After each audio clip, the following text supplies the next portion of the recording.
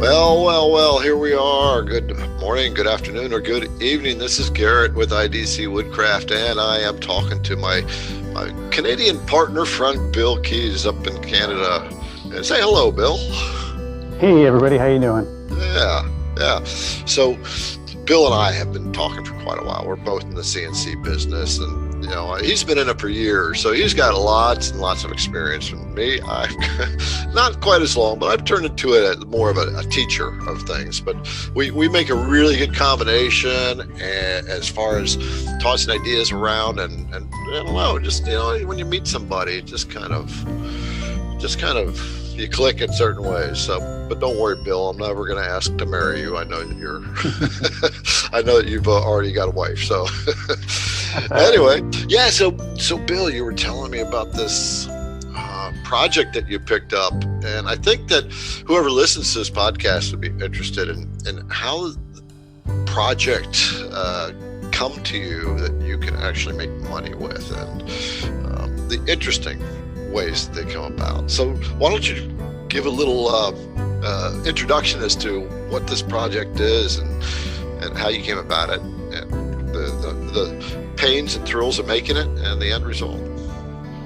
Yeah, okay. So we can start from the beginning of what the product actually is. And what it is it's a simple, what I call a metal hanger that you would hang your metals on. So kids nowadays get a lot of metals, and they hang them on things. And what's becoming popular is customized metal hangers. So when you're saying metals, you mean like award medals, right?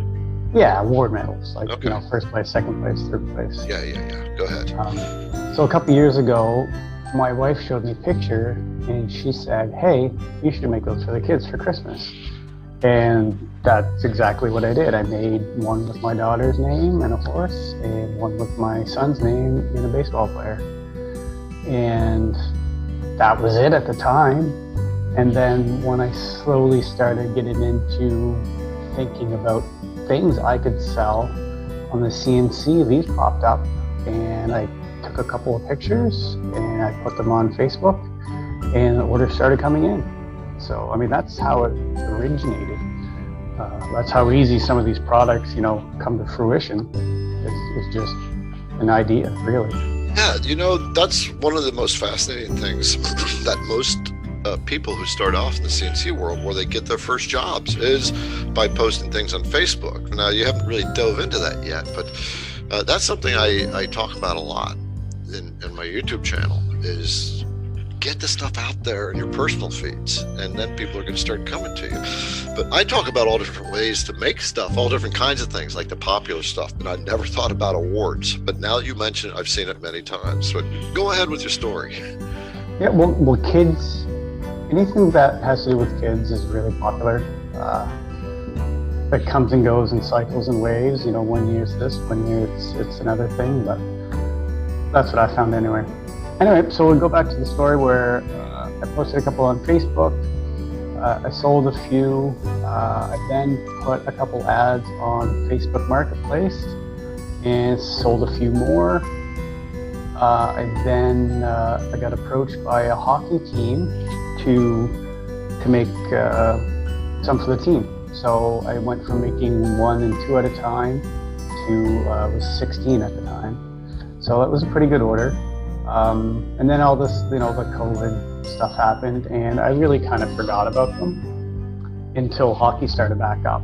And I put another ad up on Facebook Marketplace, and my second order was for 14 from a local hockey team. Just for putting a little ad on Facebook Marketplace. So what was the challenge of putting something up on Facebook Marketplace? I think Facebook Marketplace it's not tricky, but it's just an odd thing where you can put an ad up on quote unquote Facebook Marketplace, but you can also find for sale groups, yard sale groups. There's different groups in your area, and the more of those groups that you join and are a member of, as long as you're following their guidelines, when you post an ad to Facebook Marketplace, you can upload an ad to those groups at the same time. And it's all free, obviously. Yeah, I never even thought about that. The for sale groups.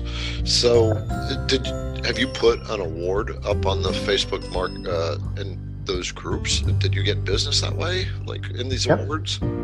Yeah, I would say for my CNC business, 90% of the business comes from Facebook. No, really? Yeah, and 10% right now is about word of mouth or repeat customers that are reaching out to me through my Facebook page.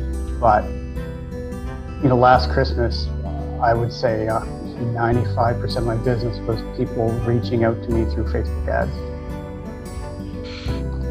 That's interesting. So I typically do other avenues of marketing, and I have not exercised Facebook Marketplace. And you said like 90% of your stuff is, your orders are coming from that. So now I need you to teach me some stuff. Yeah, that's what we're here for. Yeah. So dive into this a little bit. The whole aspect of Facebook Marketplace. I mean, bring it to me as like someone who's looking like a deer in the headlights kind of thing, because that's pretty much what it is. Well, I mean, in the States, you guys have Craigslist. In Canada, we have Kijiji, which are basically the same thing. It's a website where you can go post your items for sale. So Facebook has created its own marketplace. So anybody that has, an old tennis racket can post it up on Marketplace, and all of your friends see it. And then I'm not really sure who else can see it, but if you're in any of those groups, like I was mentioning, the for sale groups, anyone in that group can potentially see your ad. So it's the more groups, and depending on your area as well. I'm in a small area, but the potential for eyes on your products for sale are enormous. And it's not really meant for businesses. If you were selling brand new cars, you don't put new car ads up on Facebook Marketplace. There's different venues for that, but for small hobby people, it's great.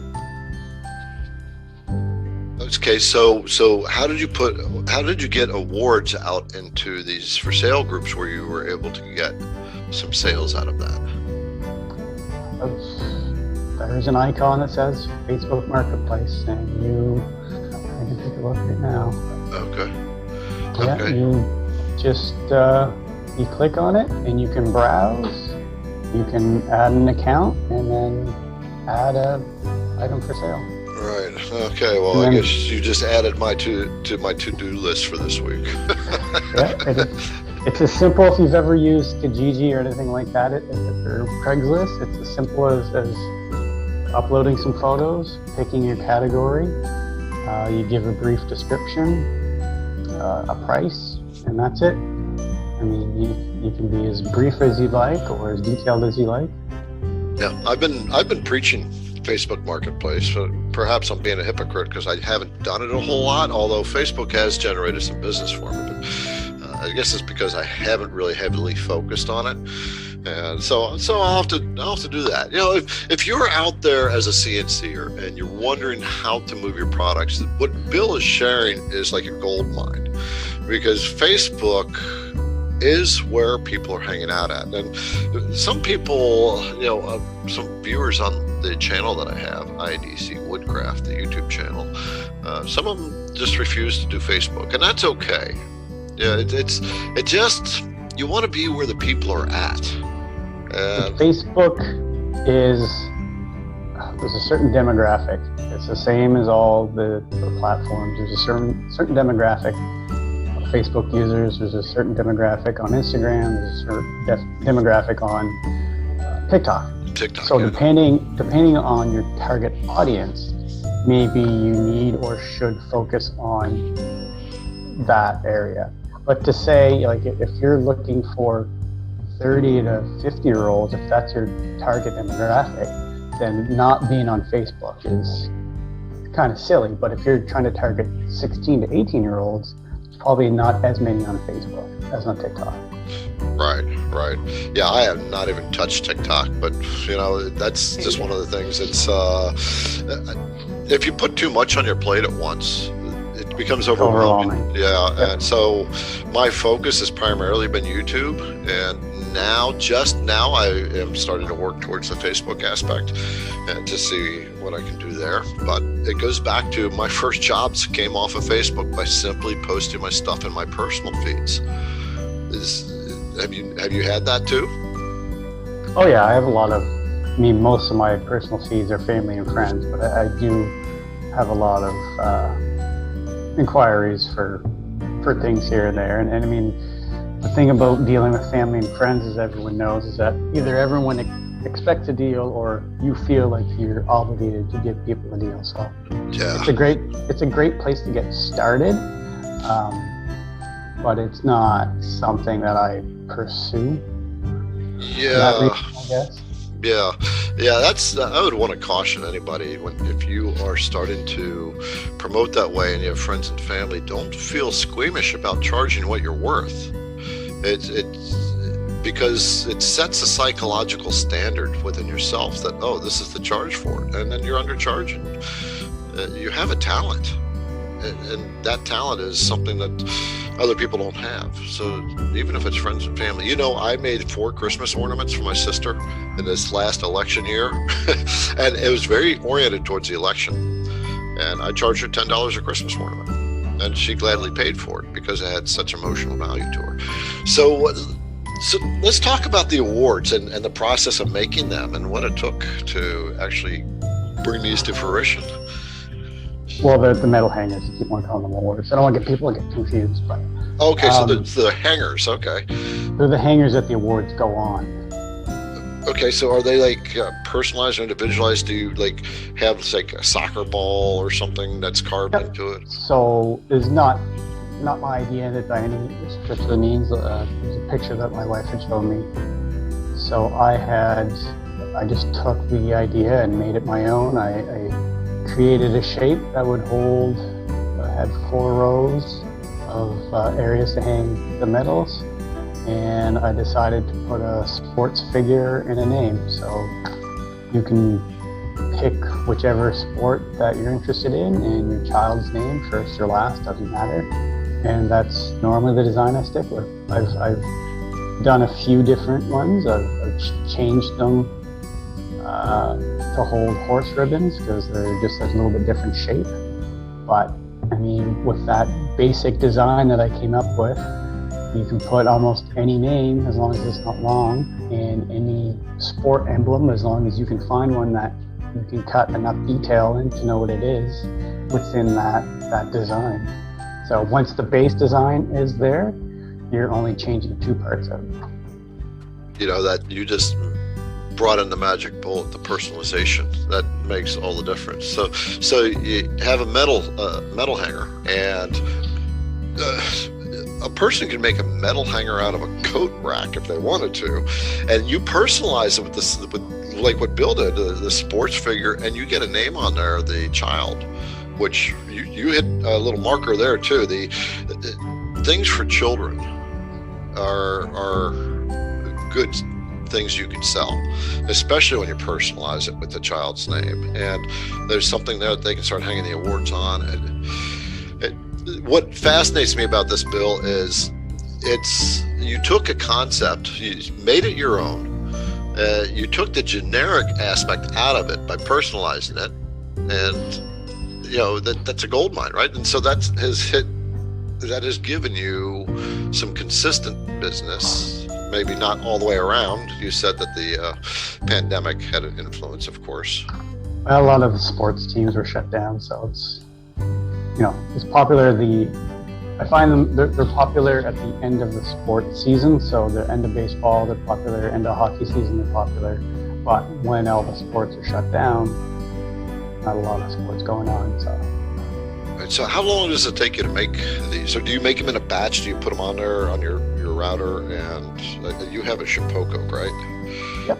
Yeah. I will do them depending on how busy I am. I'll batch them out. If I've got 2 or 3 to do, then I'll cut 2 at a time because I can fit them easily on my work area. If I'm not that busy and I'm doing one, but the way that I have them set up is I have them sized at 19 inches wide, and I pre-cut my material to 20 inches for some of my other products. So even if I'm doing one, I'm not wasting any material. I've always got in the back of my head the best way to conserve material and design. So when I designed that, I designed it to fit in those parameters. So not a big deal. And when you get down to it, unless you're really busy, if you have to sit down and do one, if you do one or you do 3, it's almost the same amount of time. Well, I had to stop for just a moment and talk about this podcast service that I use. It's called Anchor. And the reason I like to use it is because it's free. That's the first reason. Second reason is I get to talk about what I love and I can get paid for it, and I actually do. It's a no-brainer, right? And you can talk about anything that you love to do. I would say get on Anchor, talk about whatever you want to talk about, because it's going to spread out to the world. They spread this stuff out to all the platforms, and it takes you 15 minutes. Anyway, I love talking about CNC, so let's get back to it. The interesting thing too is once you've got that one program set up and you know how it works, you've kind of eliminated your upfront costs. When you're making a custom project, there's a lot of time in design, but you've taken a lot of that time out now because you've got a product now that all you have to do is a couple minor changes to it, which probably take you 5 minutes to regenerate the code after you change the name, right? And import a new image. That's exactly it. And it's a big tip to anyone that's looking to do these is at the very beginning, everyone's eager, everyone's looking online for ideas, coming up with these great ideas, trying to sell them. And then once they get a couple sales, they realize that there's an hour of work just to set these ideas up and to get rolling every time. Where if you find an idea that works and is great and literally takes you 5 minutes to change it, design it, no matter what changes you need to make, and the production time's still the same, those are the ones you want. Because if you have to spend an hour in the back end to create your design, that's an hour that you really need to make up in your price. Yeah, cool. So I have to ask you. I just got to ask. Was this metal hanger a complete accident that turned into turning into an income? It was a Christmas gift. It was 2 Christmas gifts for my kids. That's wild. It makes me think what you just said when people are trying to make things and trying to figure out exactly what to sell and market. And the CNCers I've talked to, engaged with in my YouTube channel, a lot of them, they tend to want to make everything, right? I mean, that's the way we are. We're ADD creators, right? ADHD, and we want to do all kinds of stuff. And the discipline we have to put on ourselves to reel our minds into some kind of product. Can you share a little bit about that? Not overwhelming yourself with all kinds of stuff?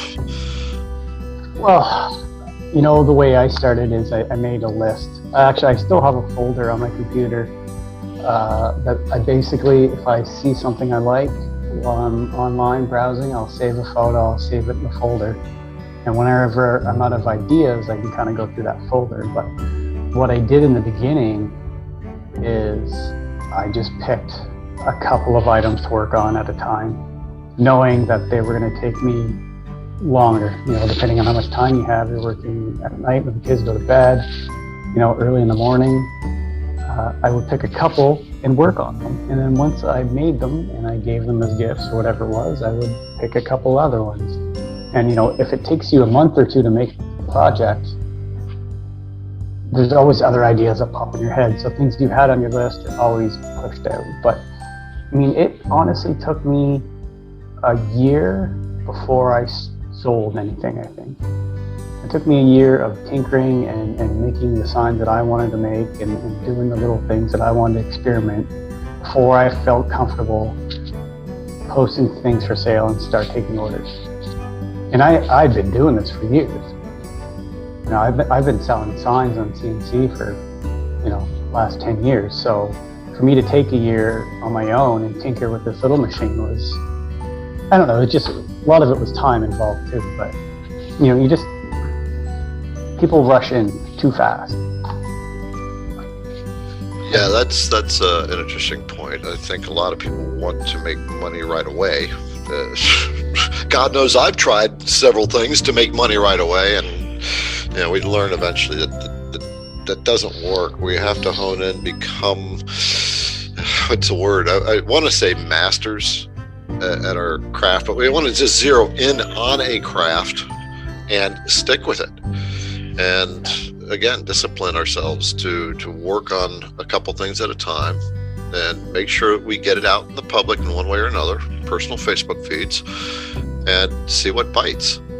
And yeah, it's so great example is the horse project that I just did for my wife, which you've seen. But I have done 3D relief cuts in the past. So for people obviously who don't know what I'm talking about, I made my wife a 3D relief cut for Valentine's Day, and I've done them in the past. It wasn't anything that I hadn't done, but it took me 4 days and 3 attempts to get that done.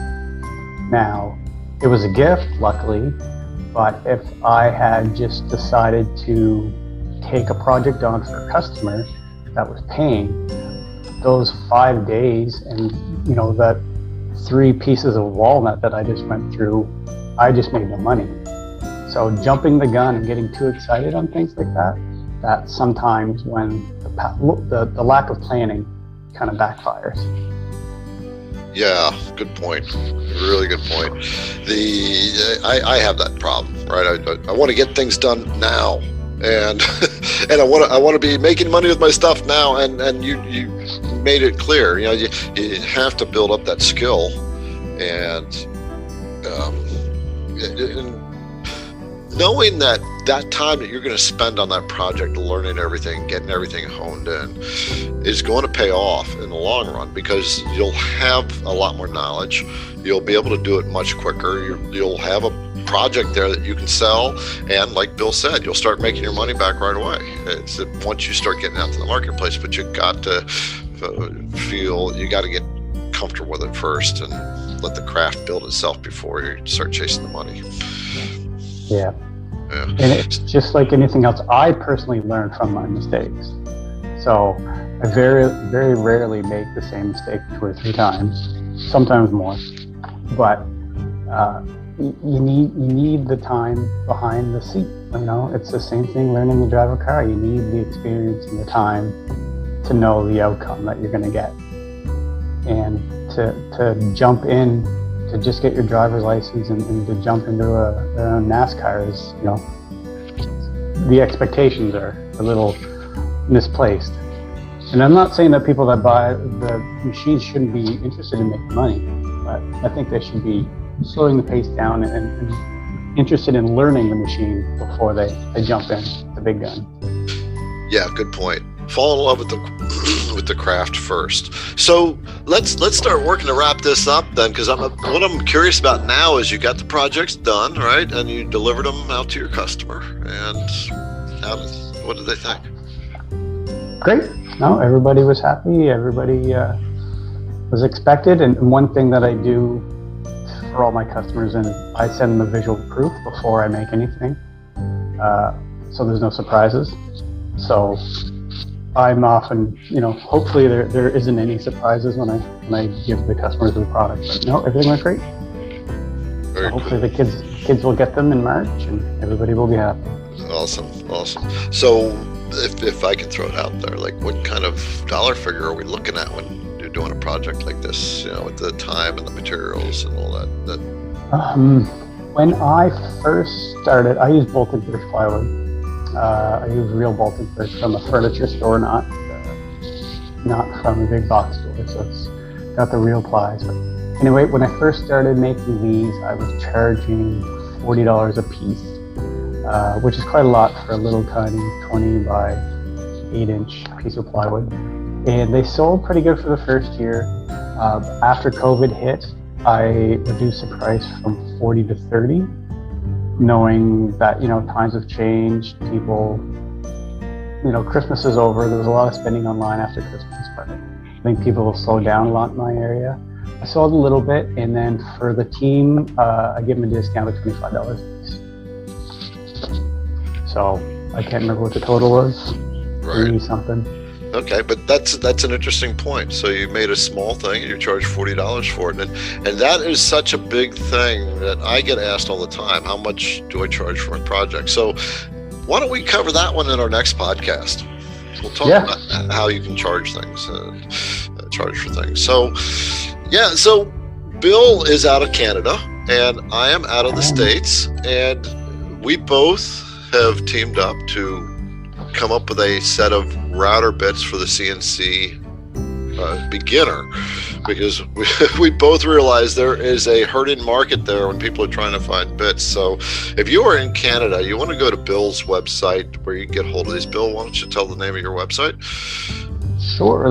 My website is cncbits.ca, and you can email me at bill@cncbits.ca. Okay, and my website is idcwoodcraft.com, and of course you can email me through that as well. And I have a YouTube channel, IDC Woodcraft, and Bill, I think, is starting a YouTube channel himself, so he's figured out the ropes there. Yep, the links to all our stuff will be in the description in this podcast. So we hope that what we shared and found out today, and I learned a ton, by the way. Bill has just taught me a whole new world of CNC, despite my years and years and years of being in CNC myself as a machinist. You never stop learning. Never stop learning. Good point. Right? Gotta keep going. Yeah. So we both hope that you have a great day and a better tomorrow, and keep those creative juices flowing, and know that you will get to wherever you want to get to with the CNC machine. And, we talk about routers, but it doesn't matter. It can be any CNC machine out there.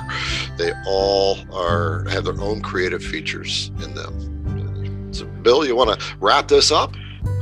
No, I think it was a good point. And then, like you said, just keep in mind that just because we talk of CNC routers, it doesn't mean that's what we're the larger picture of what we're speaking of. Same thing applies for lasers, plasma cables, water jets. It's still all based off of the same experience, the same background. So it's all lessons that can be learned for everybody. Right. Okay. Well, have yourself a great day, and we will talk to you next time. See you, everybody.